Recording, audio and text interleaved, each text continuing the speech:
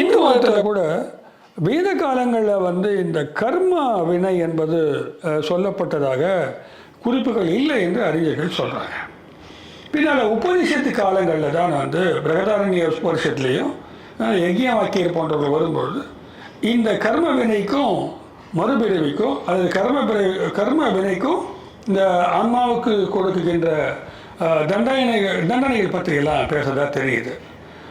அப்போ இந்த கர்ம வினை என்பது உபநித காலங்களில் தான் வந்திருக்கக்கூடும், அதாவது 1ஆம் நூற்றாண்டு பகுதிகளில் அப்படின்னு சொல்கிறாங்க. கிறிஸ்து பிறப்பதற்கு ஒரு 1000 ஆண்டுகளுக்கு முன்னால் இம்மாதிரியான நம்பிக்கைகள் இந்து மதத்தில் நிலவியதற்கான சான்றுகள் இல்லை என்று ஆய்வறிஞர்கள் தெரிவிக்கிறார்கள்.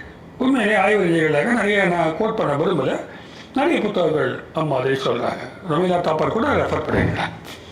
இந்த வகையில் நம்ம பார்க்கும்போது அப்போது முதல்ல அப்படி இல்லை.